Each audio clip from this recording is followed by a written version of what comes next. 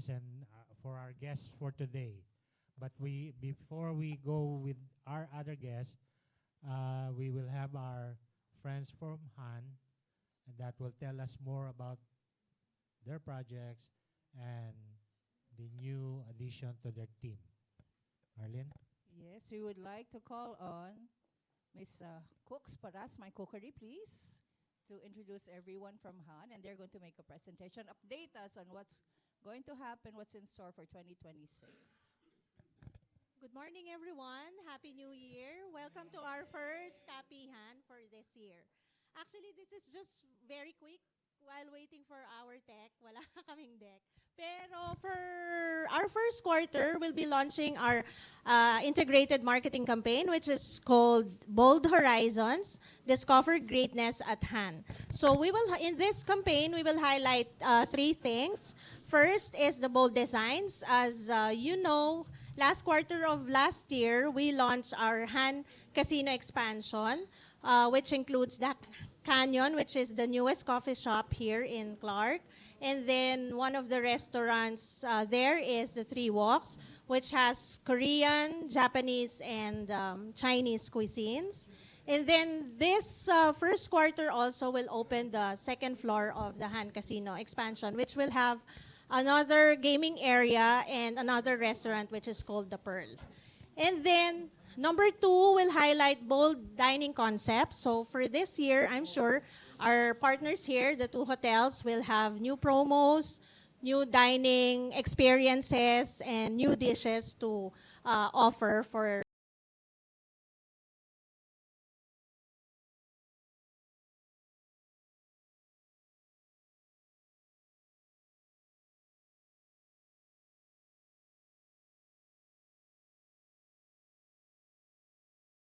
which will happen this March. We'll have soft launch this January, and then the grand launch will be March of this year. Tapos, for another thing that we wanted to highlight for this Bold Horizons campaign is the Bold Hospitality. We'll tell you more of the services, the hospitality offerings of our hotels, Marriott, Swissotel, and with us. And then, of course, other collaborations for this quarter is our sponsorship with Hot Air Balloon. Hello, Captain Joy. Then we will also have projects for the Korean markets, golf tournaments for Han Reserve. And then I'm here with Paolo of Swissotel, Paolo Roselio, right? He's a new member. He's the new marketing manager of Swissotel. He'll talk about more of their promotions for Swissotel. Hi everyone, good morning. It's a pleasure to meet you all. So I just joined last month and I'm looking forward to working with each and every one of you and seeing you at our events and functions. So generally for Swissotel and with us, we are launching our room promotions. Currently we are giving away 20% discount to whoever books our room promos and also a spa access. We'll be giving free massage to couples. So our room promotions is generally catered leading towards Valentine's Day. So, and speaking of Valentine's Day, our F&B outlets as well, we've prepared a lot of exciting offers for couples and, you know, the singles as well. Unfortunately, we don't have this screen yet, and I've prepared a few slides, but I'll just course through what I've prepared. So for our dining outlets, we are offering buffets for both Marked and Verona. So we have two distinct offerings for these outlets as well. And we've also came up with different cocktails for you guys to share, for couples to share during this special Valentine's Day season. And since Valentine's Day is about love and sweetness, Omas, our cafe outlet near our front desk is offering different sweets and dessert delicacies which you can give to your loved ones for the Valentine's Day season.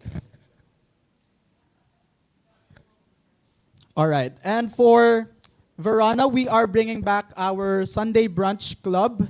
So this will be available every Sunday, of course, and it starts at 2,988 net per person, with 1,494 for kids rate.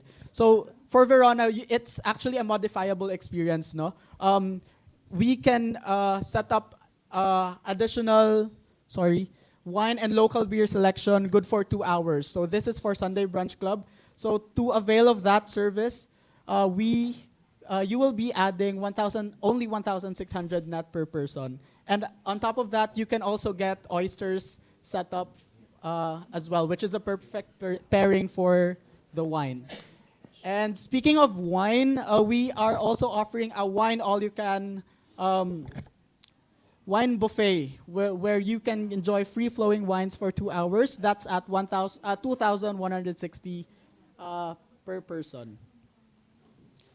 And Ms. Cooks already introduced the Canyon, but I will also ride on to her statements. Yes, the Canyon has recently opened, and it's one of our current experiential cafes. Why? Because the Canyon offers aside from offering top-of-the-line coffee machines, which is the Electra, an Italian luxury cafe machine, and also our beans are derived from 6 different countries. So it's actually a modifiable experience. So once you order your coffee from the Canyon, you get to choose your own coffee from the Philippines, Colombia, Brazil, Italy, Vietnam, and yeah, you can also modify it by choosing your own coffee machine, whether you go the traditional route or you go the high-tech route, which is our Electra machine. So Three Walks has also recently opened. It's going to be a concept of exploring the East Asian cuisines with Japanese, Chinese, and Korean food offerings. Okay, sorry.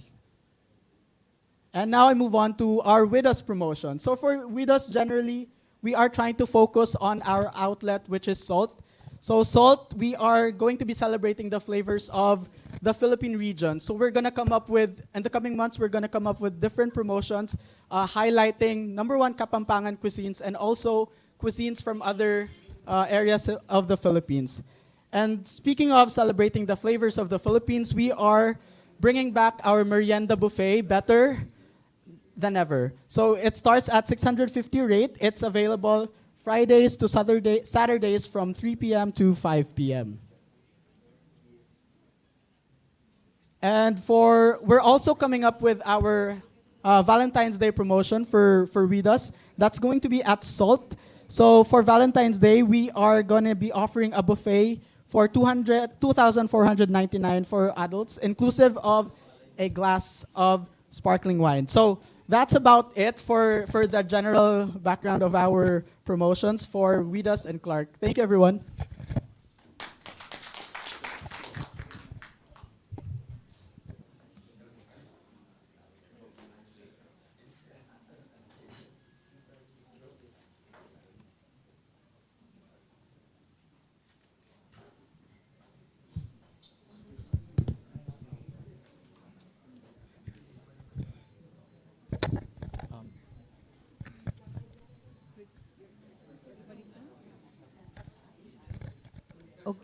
Okay, after we go from one Paulo to another, apparently, this time we move to Sir Paulo of Clark Marriott Hotel to give us an update as well as to what's happening at Marriott.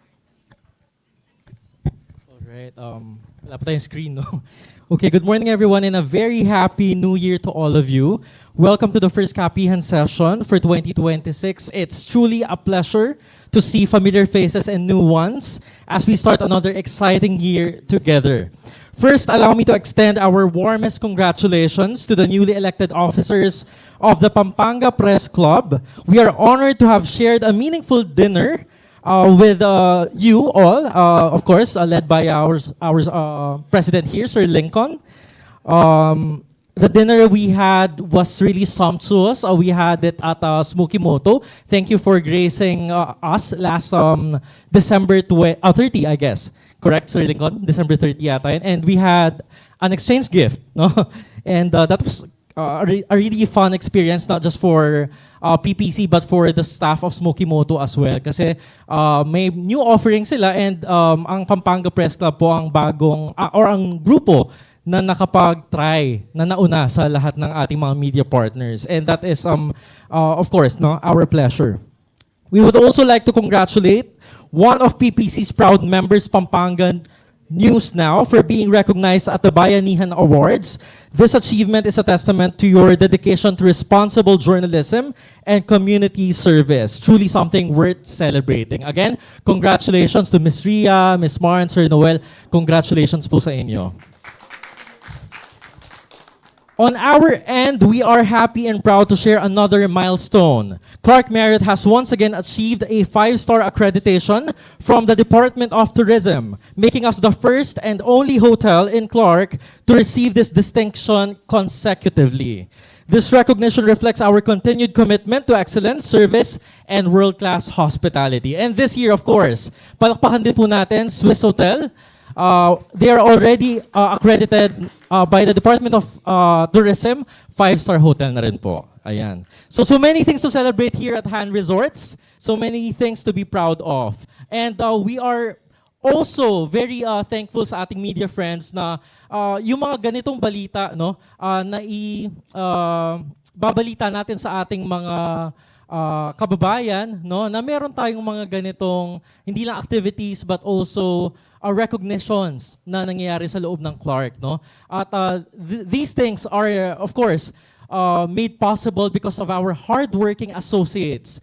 And we also give back to the communities that are supporting us throughout the years, no? As we enter the first quarter of the year, we're excited to collaborate with all of you. For our Q1 promotions, we will be seeding upcoming offers, experiences, and stories that highlight what Clark Marriott has to offer. And we look forward to your continued support, partnership, and sharing these with your respective audiences.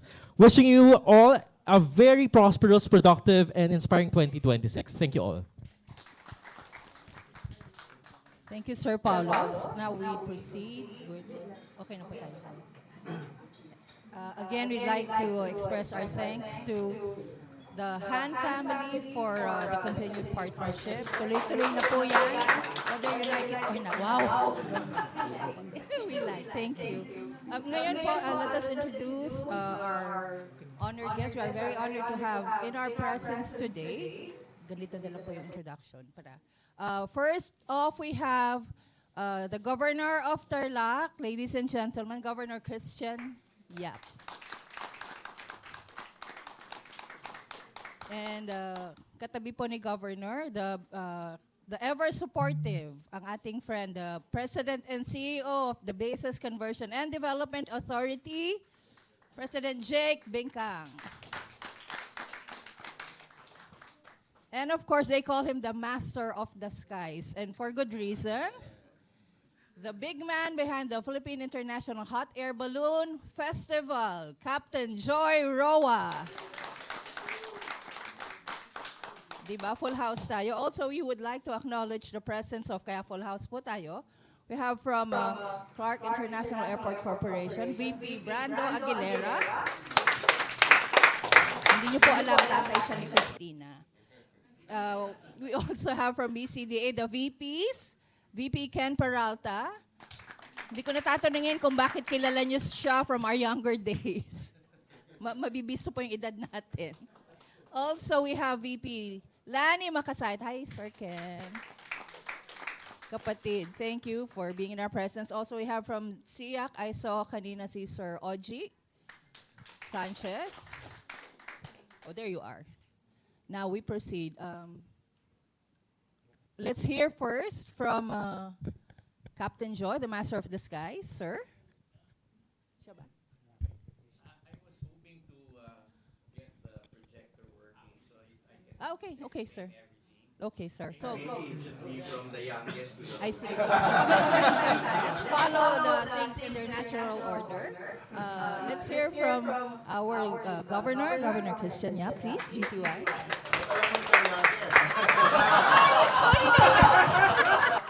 Sorry so merong palaka pala ako. Forgive me.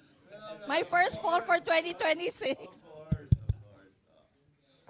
Yes, first and foremost, I'd like to greet everyone for this event to help um, create traction for the province of Tarlac through the partnership. Again, we are continuing the relationship as previously with my mother, the former governor Susan Yap, and Captain Joy Roa, and BCDA, headed by President Bingkal, and of course everyone here, the Han Group, who continuously work in, of course, organizing this world-class event in the province of Tarlac, where we will have visitors not only nationally but all over internationally, from ballooners, tourists, and viewers from everyone. So we invite everyone to participate in the hot air balloon festival. I don't know. This is the number. How many times have we organized the balloon? Wow, 26th hot air balloon festival, and it is. I've seen it a couple of times, and it's really eye-opening. It's just really inspiring to see these humongous balloons flying over the province of Tarlac. So again, this will help the province economically, socially. The trickle-down effect will have high impacts on our hotels, our tourist operators, our cottage industries. And so we want to really promote this event for better tourism economic activities in the province and in the region. So thank you po, and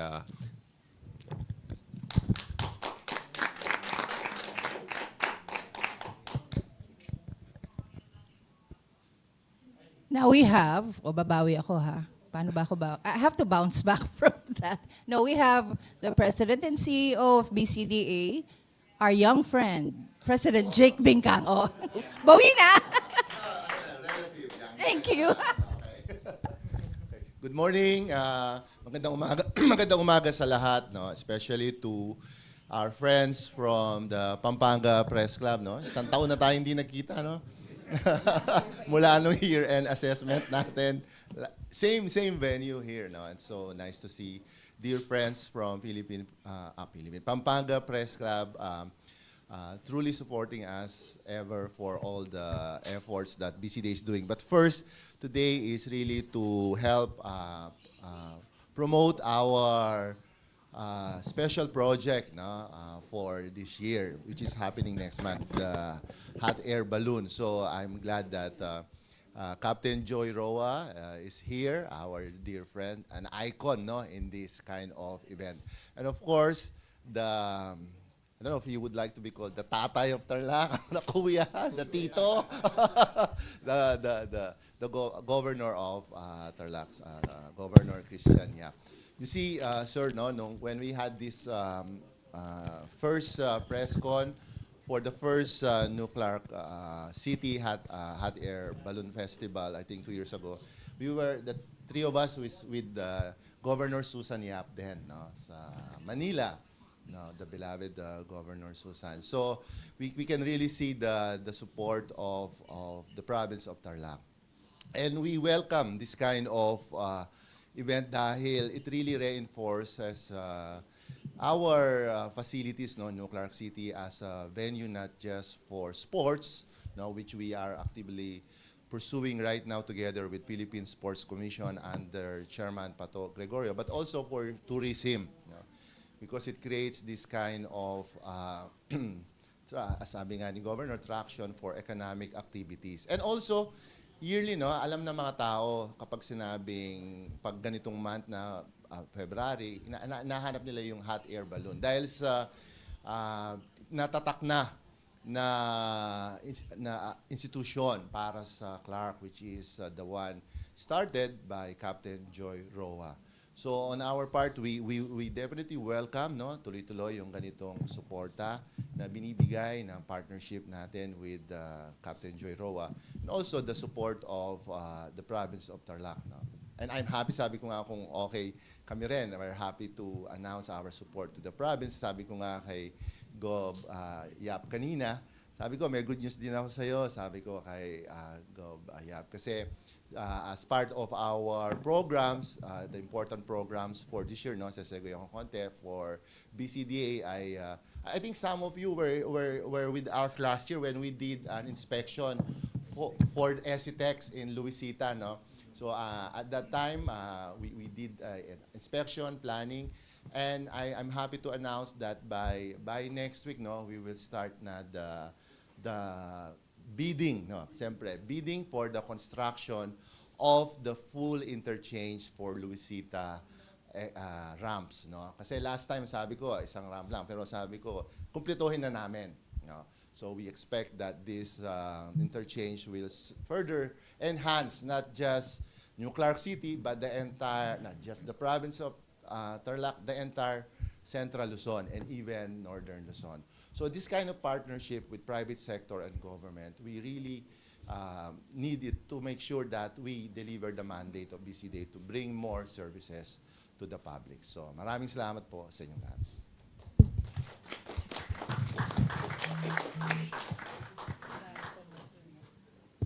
Before we proceed, we'd also like to acknowledge the presence of our SVP from BCDA, Sir Mark Torres. Ang saya, buong team ni Sir nandito. We're also being aired live via Pampanga News Live to our partner PPC outlets like PNN, Pampanga News Now, The Voice News Weekly, GNN TV 44, Trends and Spots Blog Mag. Meron po ba akong na-miss? Sunstar. Okay, I asked. GNN, yes, I acknowledge. Now, habang inaantay po natin yung ating tech people, do we have any questions so far? Ay, yes, Madam Tonet. Yes, please.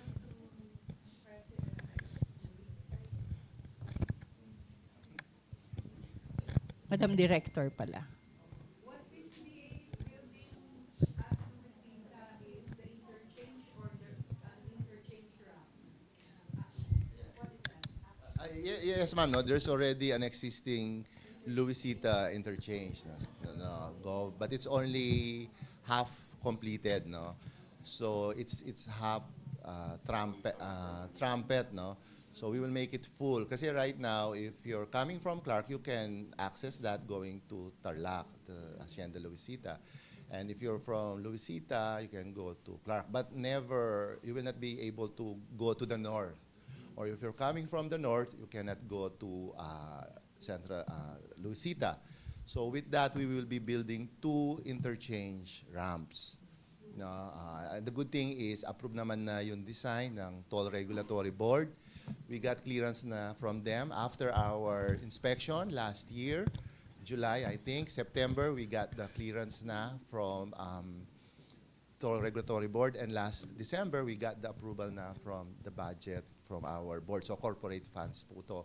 So, and yesterday, we already approved it in our MANCOM. So by next week, ipapublish na ho namin yung invitation to bid for the construction of these ramps. So I think they're both approximately 600 meters each, no?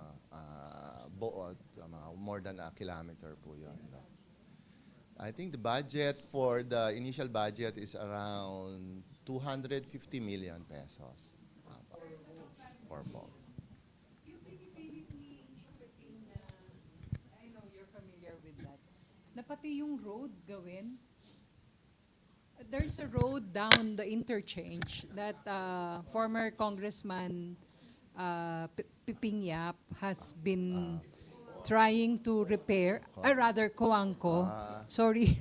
He's been trying to repair that and one time plan an unauthorized toll gate there. But what I understand po, Gov, no, kasi when I saw there, Yes, the road that you're talking about, it's already been improved. It's a new bypass road built by the DPWH, and it's, I think, already acquired the right of way. So Actually, nga, the access road to that interchange in Luisita is already a new 6-lane road, bypass road, because Lane.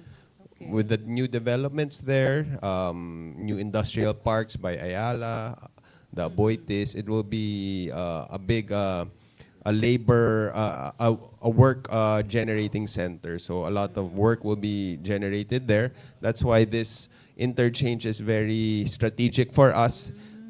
Our population from the north can access those jobs and the economic activities in that area. Okay. Thank you so much.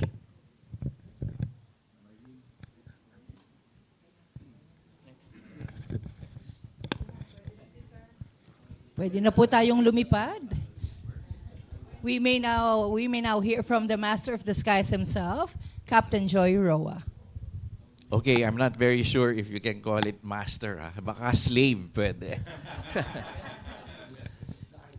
Anyway, I think it's very unusual that we're able to have this kind of an activity in a stadium, no? It's the first time it has happened. Even overseas, abroad, there are a lot of activities. So it's something that is very different. And I think all the foreigners are wondering how we are able to do it. Anyway, from last year, we made it a little bit smaller. The site, we made it a little bit smaller, so it will be easier to manage. However, if you have not had the chance to visit, here's the schedule of activities. And if you will see, we divided the activities all at the same time in 3 different areas. No? It is the only place where you'll have 3 different stages. So the balloon fiesta will not have a single stage, but 3 different stages where all these activities will happen. So it starts very early in the morning. So if you'd like to see the balloons fly, you'd have to be there at least 5 o'clock in the morning. And we stay all the way up to the end, up to about 8:30. Yes. Madam Host, can we ask somebody to fix, because when we take photos, your faces. No extra, no extra charge for their faces.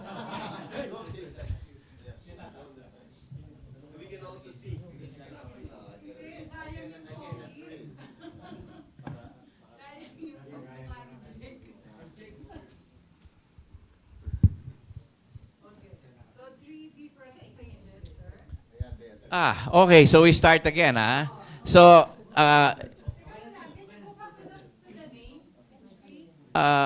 the name is the Philippine International Hot Air Balloon. Yes, yes. We still call it the weekend of everything that flies because we have almost everything that flies. So this is the only place we will have 3 stages. So the first one, second one, and third one. So during the day, during the evenings, we will have so many balloons being inflated. And I'll share with you the schedule of activities. And this is all the activities that are happening. And we continue to add every single day, no? So please follow Facebook or the Facebook page of the Philippine International Hot Air Balloon Fiesta. So this is our 26th year for the Balloon Fiesta. And this is the first time we will have 22 special shaped balloons from different countries. So I'll share with you the different shapes of the balloons. We have the Action Man, we have Babe, it's like a witch, the Boo, the Busby, Eli, Finley, Frank Boy, Gnome, Iggy, La Cartuja, Master Zaba, Party. And these are, the flags are there. We have some that keep on coming back. They love to come back all the time. But there are a lot of new balloons coming up as well. So 22 balloons, special shapes. We will still have round shapes, but these are just the special shapes that are coming. So in the morning, we have the free flights every morning. This is at 5:30 in the morning. And in the evening, of course, we have the night glow. So you can stay the whole day, all the way up to the evening. And another new thing for the Balloon Fiesta is we will have a drone show presentation. It will have the greatest number of drones that will be shown here in the Philippines. We will have 550 drones, which means that all the details are more precise. So just to give you an idea, for those who have visited the previous year, we only had 150 drones. So now we have 550. So that will be something to watch in the evening. And you know, we have this young Filipino inventor, si Kix, who invented this drone that you can ride on. So he will be showing it to us. He will be flying it inside the stadium to show how this flies and how he will talk about how he started the project. So this is something, again, that's very interesting and something new for everyone to see. You know, this year, we work with the Aerosports Federation of Asia, the FAI, which is the Federation Aeronautique Internationale, and of course, Philippine Sports Commission is also working and helping us. The reason why we're getting everybody together for the weekend of everything that flies is because the Balloon Fiesta is trying to develop a Philippine team that will compete in international events. And this will be like our national team that we're building up. So what are these events, no? So we will have the paragliding accuracy competition. During the last Southeast Asian Games, it is the first time that we sent representatives to Thailand. The same guys who were there will start to compete here as well. We had the first activity, national activity in Bukidnon. And now this is the first one. But this will qualify them to be able to be a part of the Philippine team that will compete worldwide. So this will be there. They will be towed by a winch. They will fly up. And of course, they will try to land in the stadium. But it will depend on the wind. It will depend on the skill. It will depend on a lot of things. No? As you know, aviation is totally dependent on the weather. We will also have a paramotor beach ball competition. If you take a look, they fly paramotors inside the stadium. They try to pick up the balloon and shoot it in that basket. So we have other competitions that will happen. They fly above the stadium. We cut their engines, and they have to land inside the stadium. We also have the FPB drone racing. You know, these are the racing activities for the young kids. Last time, I think we had one. The winner was a Japanese, and he was not even 16 years old, something like that. No? So they will all be competing. We have South Korea, we have Japan, we have China, we have Hong Kong, we have Taiwan, we have Thailand. So this is going to be very interesting. It's a new international sport worldwide that is happening. We will also have a drone soccer competition. So what's a drone soccer? You know, they have this ball that tries to enter that circle. So we will have this. We will introduce this to everybody. I'm trying to form a team for us to compete overseas. We will have a demonstration on the main stage, but the whole day we will have this court. I don't know if we call it a court, but we will have this and everybody gets a chance to try it. So if you're interested, if you think your hand and eye coordination is very good, you should give it a try. Uh, I'm a pilot, but I failed here. I'm not good. So this is something new also, but is already accepted worldwide, and there's competition, international competitions regarding these activities with the drone.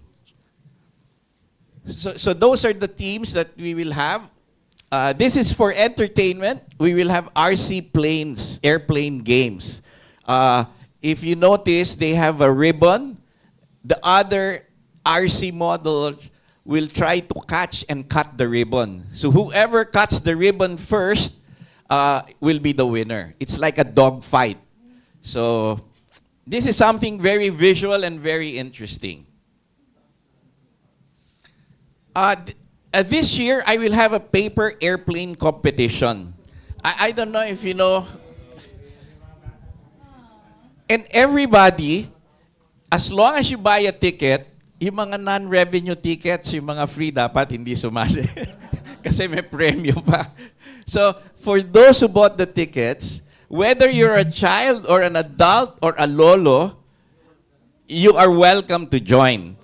So, it depends on how you model your airplane, what sort of design you make, but the farthest guy who can throw his plane will be the winner. So I think it's a lot of fun, and a lot of people don't realize what the Balloon Fiesta is. The Balloon Fiesta, we try to educate people and get them started on an aviation career. And I think this is the first and basic step to get them excited, to get them interested in flying machines. If we develop this kind of attitude for everybody, it will help the whole industry. If you notice, our industry is run by mostly retired airline pilots, retired Air Force generals.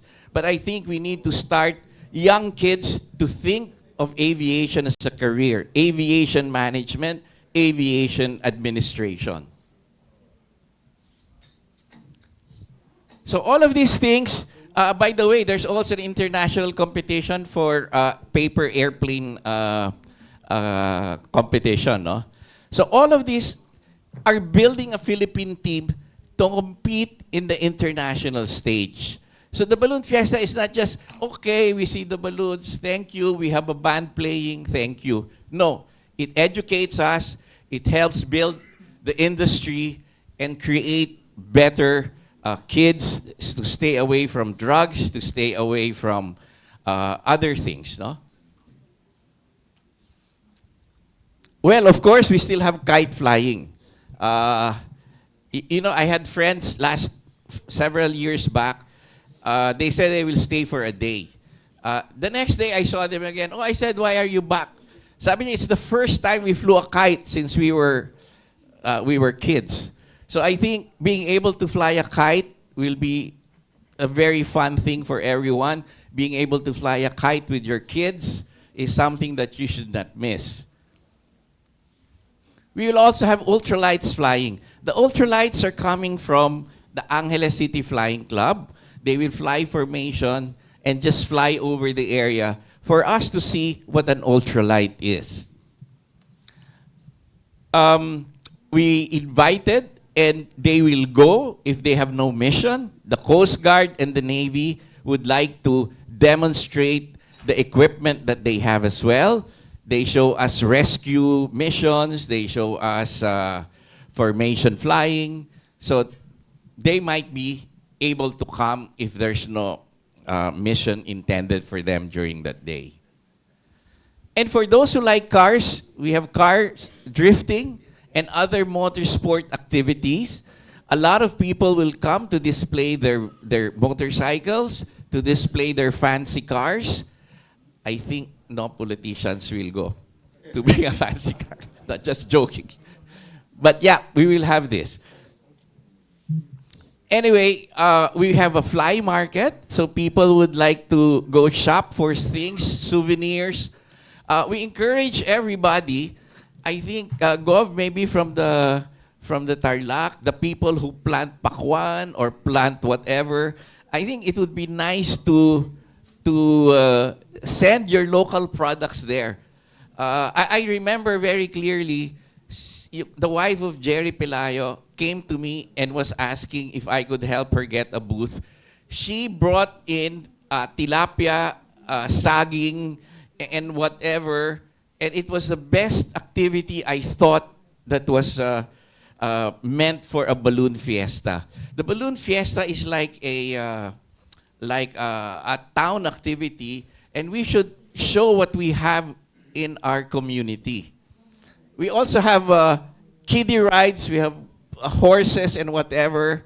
Kaya lang ito, parents ang sumakay, hindi yung mga bata.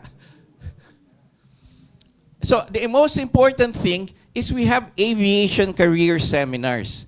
We're asking people who have been successful in their careers and talk about how they got started and what sort of career pattern they have taken. We have a mechanic. The mechanic was a scholar of mine. We were able to send him to the States, to France, and train to be a mechanic for a specific airplane. And he's developing himself and being a part of the community as well. I depend totally from him when I fly. We bring him all over. I think I've taken him to England, to Paris, Rome, Egypt, because as a flight mechanic, no? So I think it is very interesting for people who wants to start a career. Hindi naman lahat kailangan maging piloto. Pwedeng maging mekaniko. There's an air traffic controller. An air traffic controller will explain how he was able to start his career. We also have lady airline pilots. We have military pilots. We have flight attendants. We have an CAAP inspector. If you want to be an inspector for a career, I think it's very good for you as well, no? And then on the Valentine's dinner, we'll have a night glow and a band performance. I think it's not necessarily a very popular band, but somebody that will make us happy. Everyone will enjoy. Everyone will see the balloons lighting up to the beat of the music. And we are all being with the family members that will make us very happy. So, that's just the short kwento. And we hope that all of you can visit and be a part of the Balloon Fiesta. Thank you.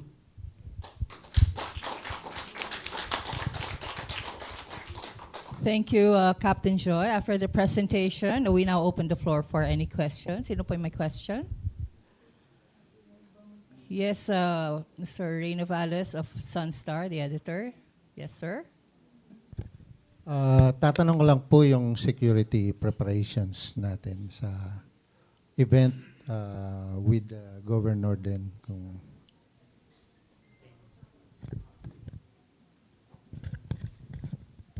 Yes, as like the previous years, full support and participation of our provincial police department. The provincial director will be coordinating with Captain Jello Roa in regards to the requirements, the safety of the participants, the balloon flyers. Kasi this event is not only happening isolated in our New Clark City facility. They will be flying all over the province to different areas. So, in what coordination requirements they need, the full support of our PNP manpower of the province is in support of this event.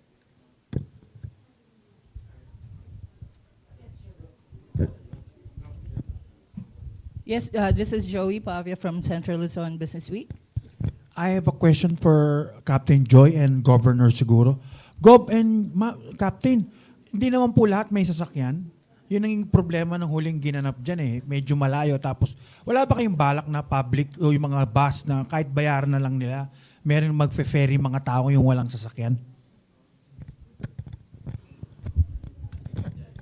Yeah, no, I can help to answer. No, from our end, no, we are we will be mobilizing transport, no?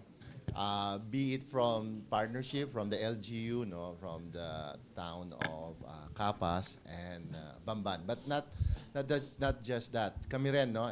Si SIAC will provide buses. BCDA will provide free shuttle. No, the point is we want as much as many citizens or the public can enjoy. No? So we will be deploying transport systems in strategic locations in Clark Main Gate, in the Bamban Cloverleaf, no? And then in Clark North, and also in the municipal areas of Capas and Bamban. So of course, no, we are mindful of those experiences we had in the past. So we will be making sure that we will be better prepared this time. No, not just on transport, not just on peace and order, even the safety like ambulances, and even in promotion. No, I think today we will be putting up those billboards, no, in Manila, in NLEX, to really promote this project, but to make it really more accessible to the public. Yes, from our end, no, from our end. Yes, yes. Okay, so we have free shuttles. Anybody else? Yes, Madam Tonet. Just a clarification from Captain Joy. The slave was everything that you do. Sa posting nyo sa FB, 4 yung venue. The oval track, the stadium, the grass field, the motorsports area. Talaga mo magkakatabi yun? O if I'm going there, where do I head directly? Saan ang center? When you enter, it's all walking distance, no? It all depends on just what you like to see for that time. That's why we place the schedule of activities on the flying and on the stage is in the middle. But of course, the car activities will be on the side. But everything is walking distance. And just to answer the safety concern of the other questions earlier, we're the only air show event in the Philippines. And being an air show event, we have to get clearances from the Civil Aviation Authority. So to be able to get the clearance from Civil Aviation Authority, we have to provide them with an operations manual. And I'm happy to share this operations manual to everybody. It gives us all the details of how we should act and how we should work in the activity itself. In that section, there's also a section for security, which explains how all the security are coordinating with each other and how the operations will happen. All the emergency numbers will also be there. And we're the only one that is recognized by international events that is insured, because not everybody will insure an air show unless you have these details. So we have been coordinating, of course, with the staff of Governor, with the security agency of BCDA as well. So it's not because we wanted to have an air show, we will have it. Bahala na, no? So, but it's not that way. So even the emergency exits are indicated there, the routes that they will take, and the hospitals we will take. It's an international event. It will be very embarrassing for us if we have an accident and we are not prepared. So all of this have to be taken into consideration. So yung amount that you posted covers the insurance? 500 for the tempered after balloon, 25,000 for... Yeah. You know what? Yes. Because we insure, for example, if the balloons were flying and crashed into the car of the ambassador of America who's visiting, then I will be executed by everybody. No, that's why we have to be responsible. So also in the manual, there's an accountable officer, which is me, of course, no? So in all these manuals, you come up you have to come up with these accountable officers and people responsible for emergency services. So those are very important things, I think, which people take for granted. But it is happening. We plan for that, and we spend time planning for that. Yes, sir. More questions? I think our chairman has a question. Hi, good morning, everyone, and Happy New Year. The Hot Air Balloon Festival is more than just an aerosports festival, but then it also brings economic benefits like restaurants to hotels, and so there's a trickle down effect to the many industries. So I'd like to ask Governor, like from experience 2 years ago, how was it so far? Kasi when we used to have it in here, right inside the Freeport, talagang puno sa labas eh.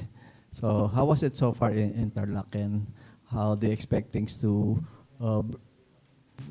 this event to bring benefits to the province?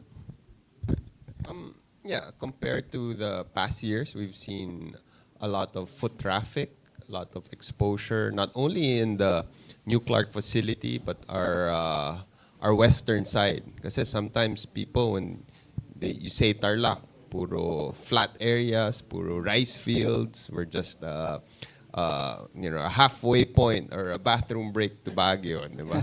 But when they go to the New Clark City, and then when they're exposed, there's like 40% of Tarlac is mountainous, but not everybody knows. So we have the Monasterio, we have the San Jose Mountain Ranges, we have the pine trees of our Tala area, Mount Pinatubo, and it opens up more exposure, tourism opportunities, especially now with the development of our new Hann golf courses.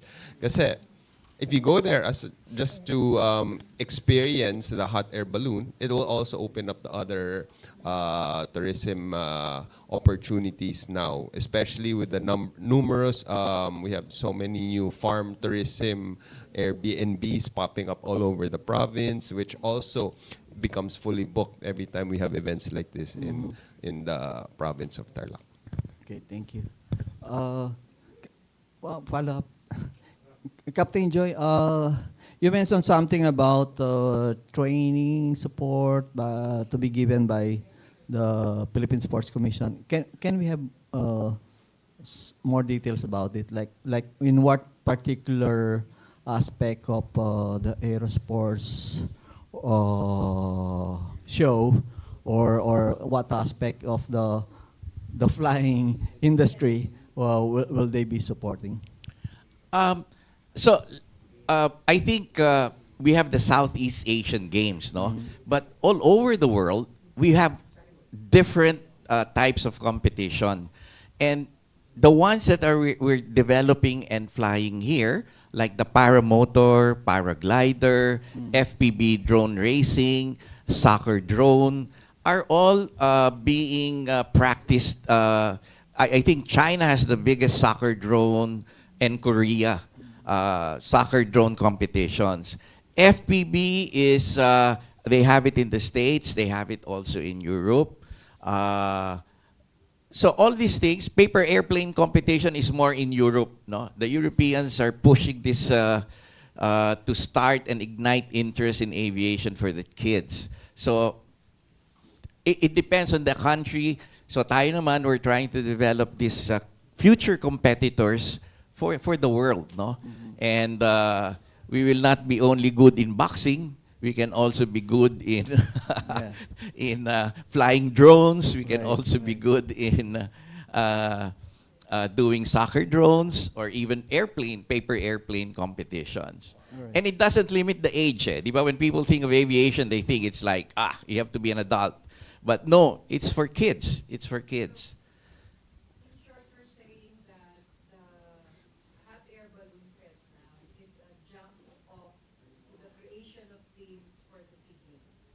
Yes, it always has been in the past for other things, but now we're working together with Philippine Sports Commission, and it's the last December. Last December, we had a competition of paragliders and paramotors in the Southeast Asian Games. It was the first time we had a contingent from the Philippines supported by the PSC. Okay.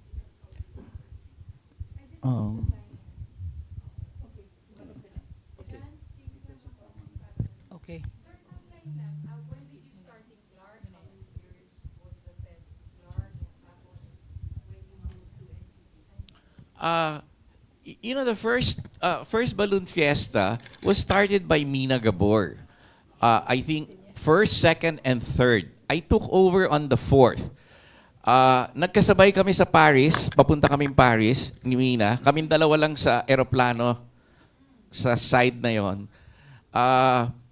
Of course, there were no other pilots in the Philippines and no other balloon owner except Philip Cruz and myself. She asked me if I could help. I said I was too busy working, but sabi ko,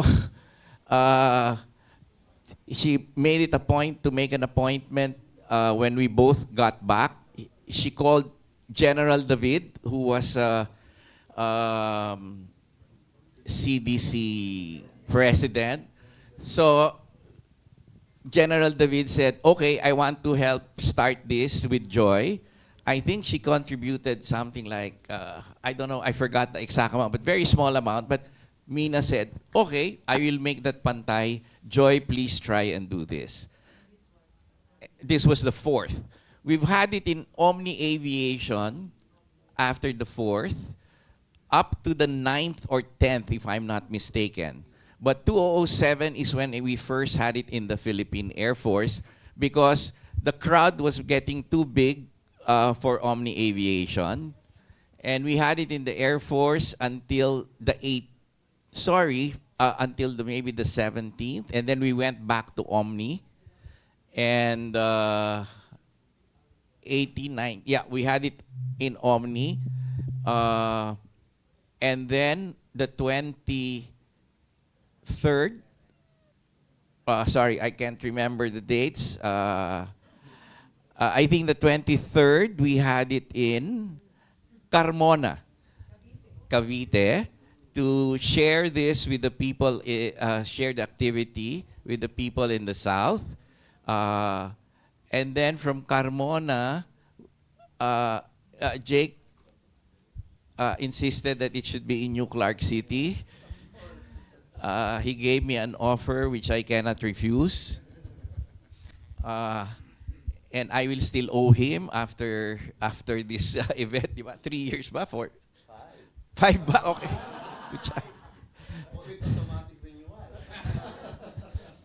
My problem is age is catching up with me. So it's the first time that I have hired different people to help me out. I asked a British fellow for the balloon. I asked my staff. We have several people in charge of doing other things. When I used to do everything, no? When I used to do everything by myself. So, yeah, yung mga piloto sa PAL, sinasabi sa akin, kaya sila nagpiloto sa PAL dahil nanood sila ng balloon fiesta. Nung high school pa sila. High school pa lang sila. So ngayon, kapitan na sila ng Airbus.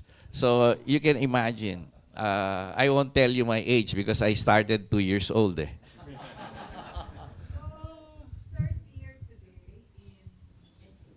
No, it's the 26th year. We had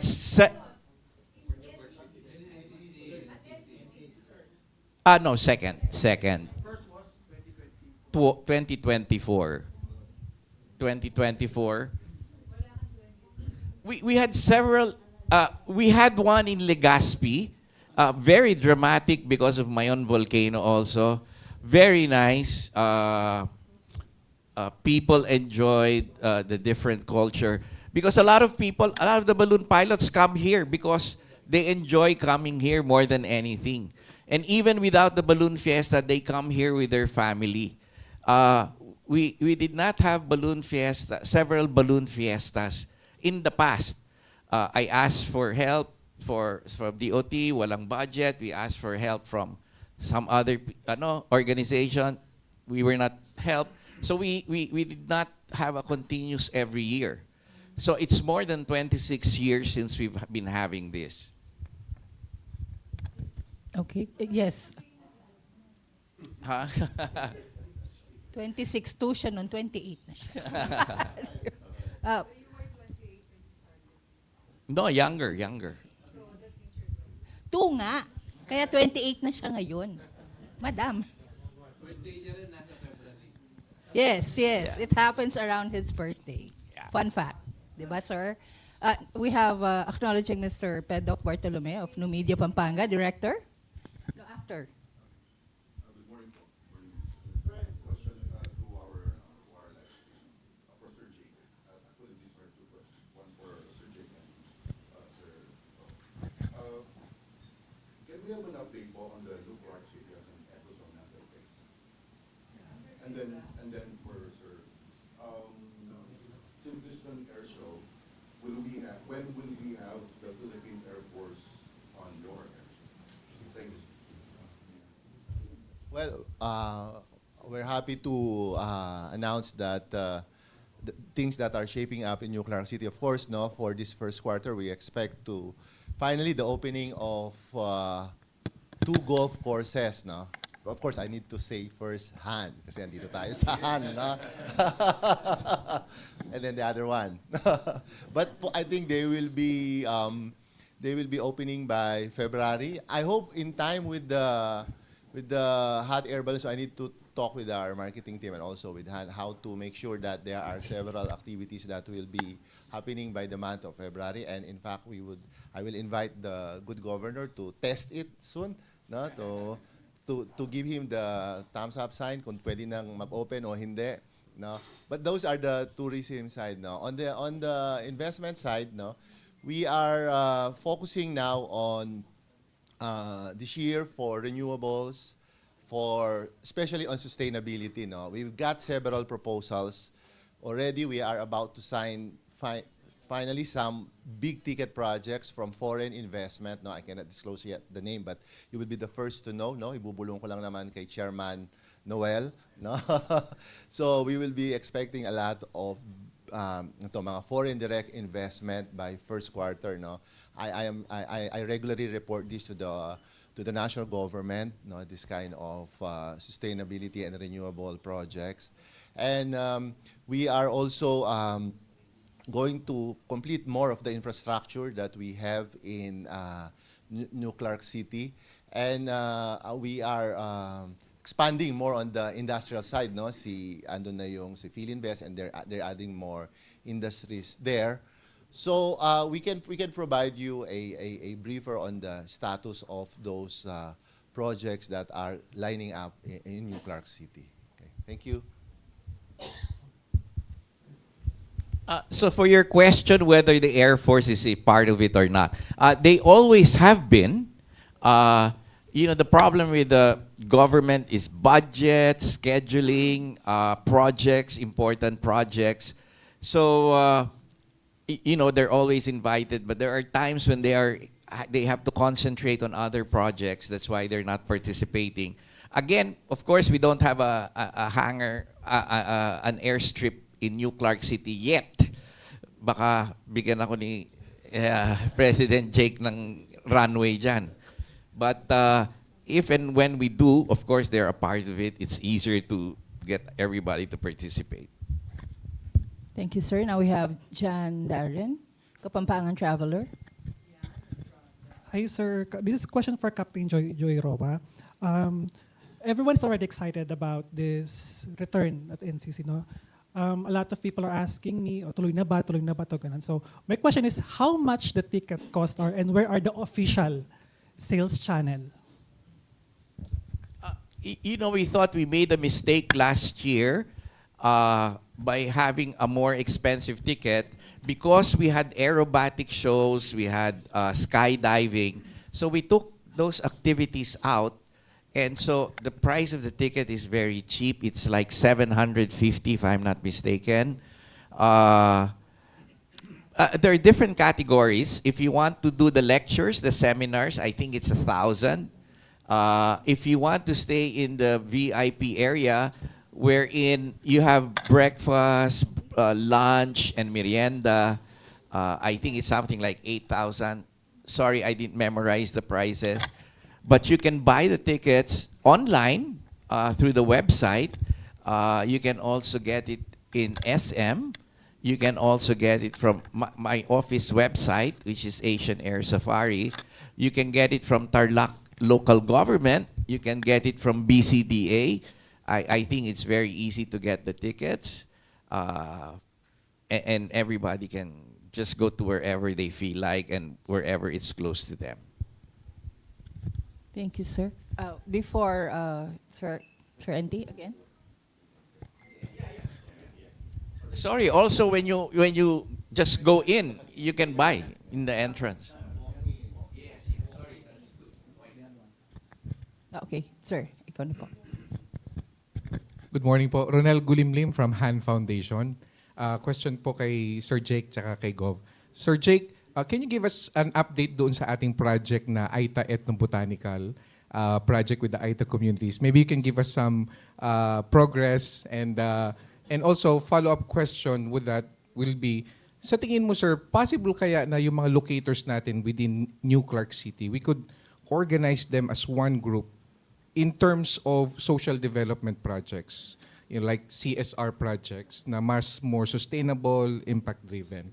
And pagkatapos nun, sir, itatanong ko kay Gov. Sir, any? Ako personally, I'm very happy with that partnership. Of course, no, kaya siguro ni Reyes kasi ang big sponsor si Han eh.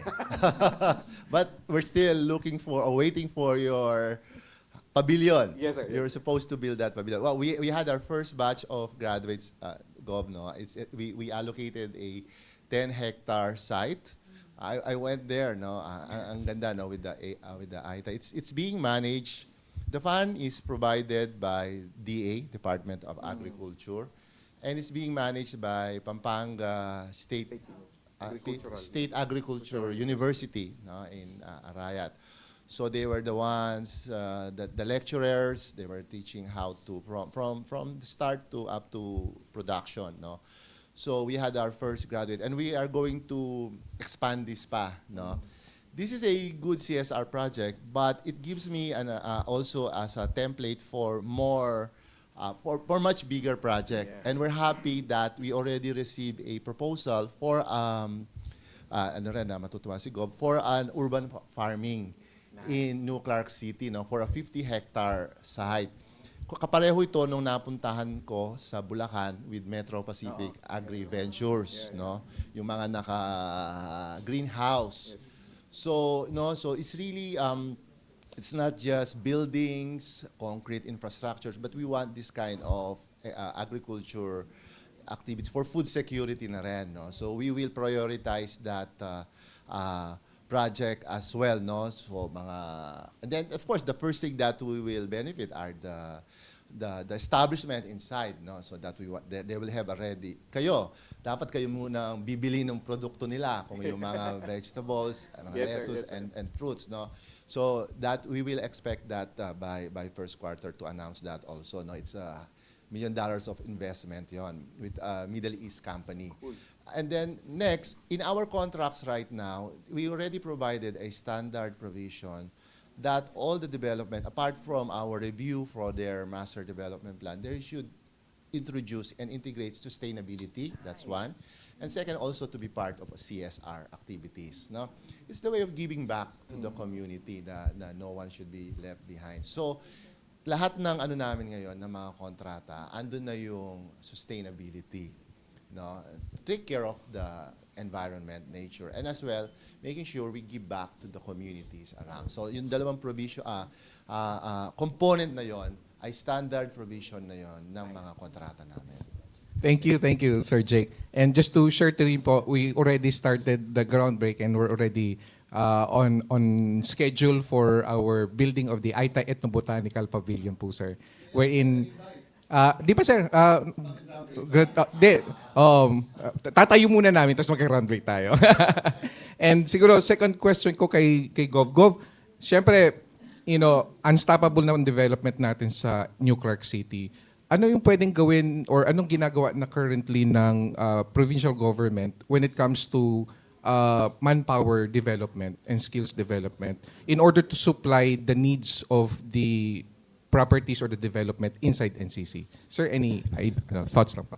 Yes, as mentioned by President Jake, there are a lot of plans for existing training centers to help address the labor needs of our new locators like Hann. But proactively, given our previous meetings, BCDA has already offered mga facilities nila that is unutilized to be used as training centers already. So we've already partnered with our Tarlac Provincial Training Center to create satellite operations to start training the requirement needs from housekeeping needs, caddy needs, hostel and restaurant management, restaurant personnel, all of these above, so that majority of the labor that will be sourced out is locally from Tarlac.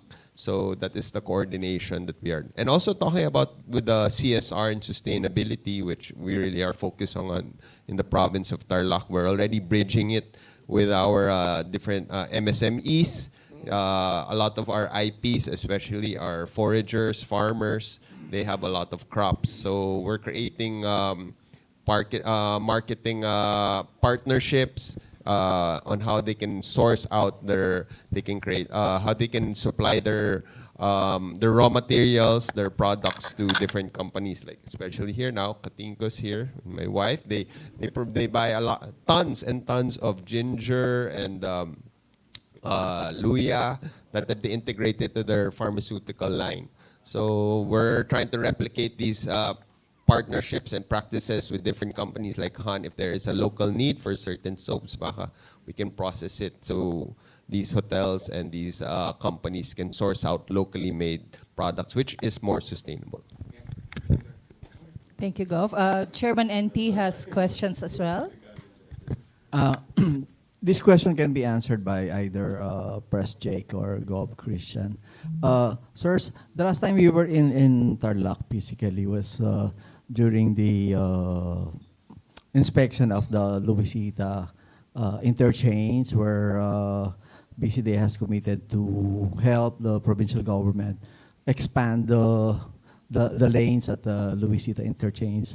And given the developments that are now heading towards north with New Clark City, and there are even special economic zones coming up in the province, and with BCDA's contract with Captain Joy for the next few years more of a balloon festival. So how is the project going on? What can you give us update on the Luisita interchange, sir?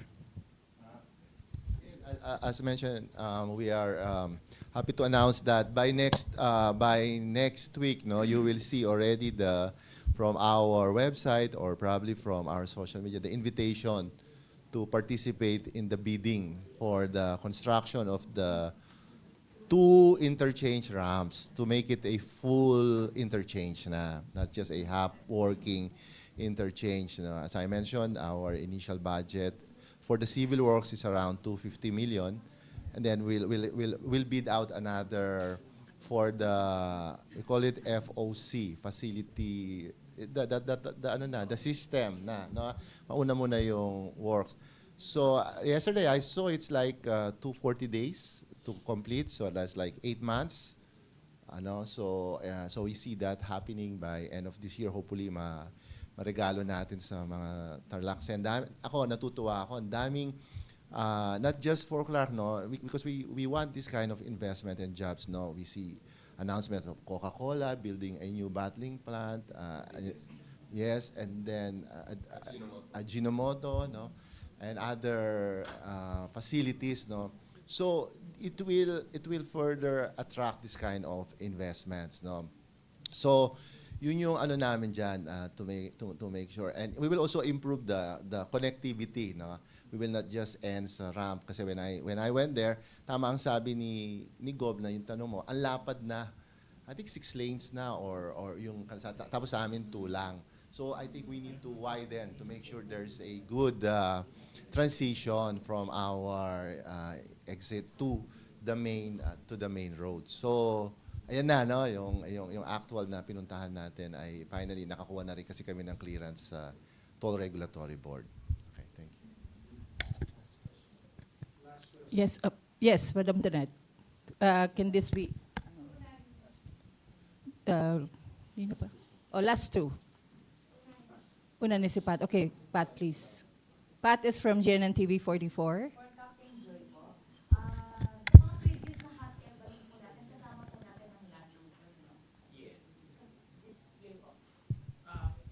Yes, they like to participate, but we're trying to figure out how we will put things together.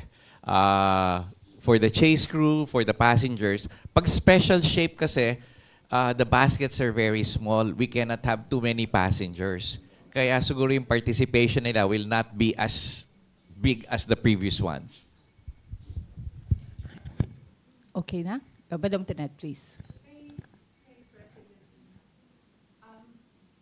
It took how many years for BCBA to develop BGC? How many years did it take BCBA to develop that and compare that to NCC? Now, tanong ko lang, yung track ng development nyo, is it on time? Are you lagging in some aspects? Well, no, of course, no. Comparison muna, no. BGC is 240 hectares. Clark City is 9,450. No, that's one. No. And a good thing, no. I entered BCD at the time na we're starting to develop nuclear BGC 1996. Mga 5 years old naman ako noon. Kung 2 years old ka, 5 years old ako noon. No, nung pang 30 years ko na sa BCDA eh. So BGC is around 30 years na, no. And so but it experienced also like 2 crises, no. The 1997 Asian crisis, so it slowed down things. And then the 2008 yung bust, no, yung housing bust na nangyari. So, but right now, BGC is around, would you believe, kahit na maraming nagtatayo ang building, it's just 60% developed, no? In terms of GFA, sinatawag namin gross floor area. No, because some buildings, kung alam niyo yung opisina ko, ay mababa lang, but in the master plan, that should be a high rise. So some of the old buildings there will have. Kaya nga yung the fort na hindi pa tayo pinanganak si Gob doon, kung saan yung Fat Willis, yung mga unang-unang port strip noon wala na ngayon. Inano na namin, it's in partnership with Ayala. So giniba na namin to give rise with more dense development na ikatutuwa ni Ma'am, no? Dahil Ma'am, mga high-end luxury brands ang makikita mo na doon. Kung mahilig po kayo, no? And an office building and that. So, but of course, no, it's a good lesson for BGC is a good lesson for us in terms of implementing the plan. First, we started with the schools, no? Kaya po nauna yung mga international schools doon. ISM, British School, Japanese School. Kasi once, and we gave them very good rates. Kaya nga kapag andun na yung mga anak, nag-enroll na, nagkaroon na ng demand for condominiums. Kasi the parents would want to live near the condominiums. Kaya nga po sa Nuclear City, ang first track din namin are the schools. Kaya nga, ito po pala, no, may arrangement na kami ni Secretary Vince Dizon na kami na ang magtatapos. BC Day na rin ang magtatapos ng first UP building sa Nuclear City, at saka yung Philippine Science High School sa Nuclear City. So tatapusin din po namin sila ngayong taon. Po. So because we want this kind of activities, no, kapag may, yun, and long-term investments sa mga tao na. Opo. And then next are the sports facilities, no, to attract more activities. It's geared up for these facilities. And then there are the industries, which are the job generators. And then of course there are the tourism development. Well, it's good that in the phase 1 of development, we already, I think, leased out almost 1,000 hectares, which is more than the BGC. So we'll just wait for these partners of BCDA to finally commit and deliver their investment commitments sa amin. But we see in the next short term na we'll see more cranes na happening in nuclear, especially housing din, no.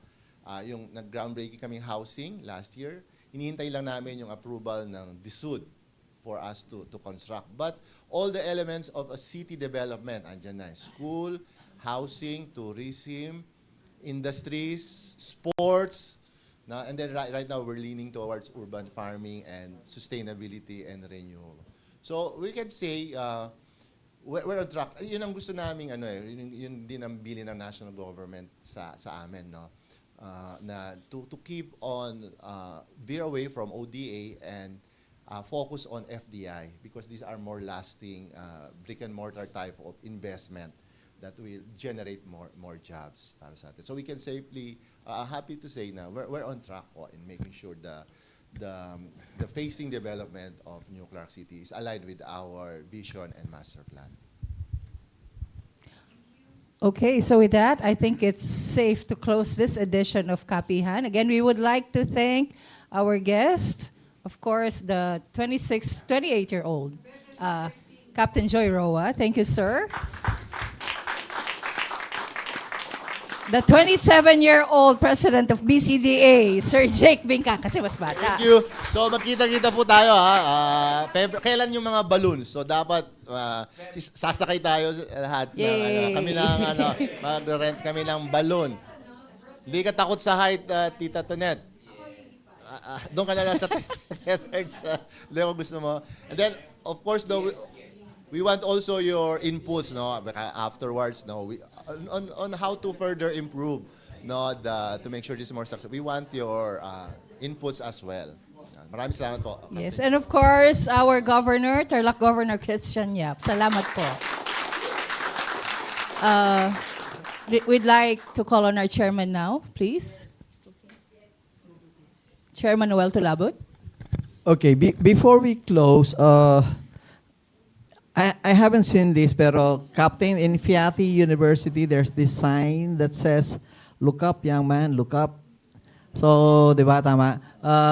So in the same way, no, where things are looking up really for us here in Clark, with our government leaders from the local government and of course the government corporate sector in BCDA, and with the support of the private sector, things are indeed looking up in terms of tourism development, business attraction, and investment. So palakpakan po natin mga guests natin. Okay. Ito na, si Mr. President, we just have to present these tokens.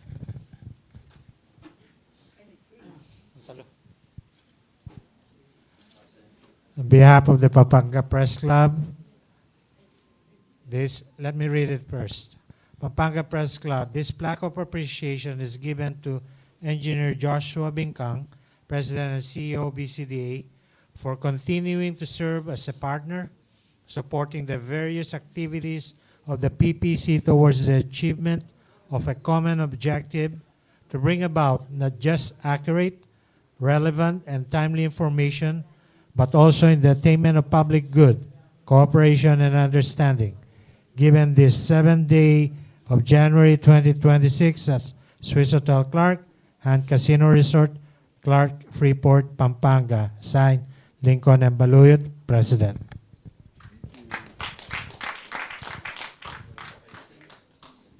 And also, a plaque of appreciation is given to Honorable Christian Tel Yap, Governor of Tarlac.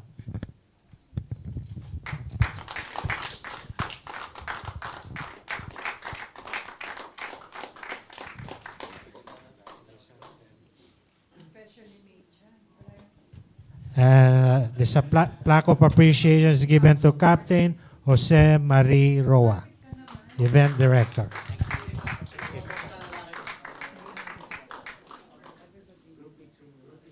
And then If we can request our three.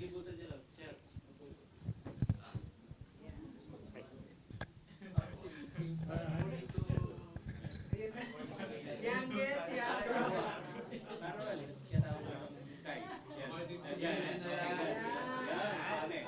O pabugian na lang kayo. Okay. Nakasalamat ba ako?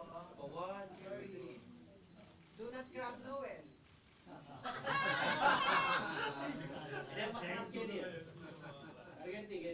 Aliye, ti foto, ti mag-share foto. Sobrang grabe. Thank you so much.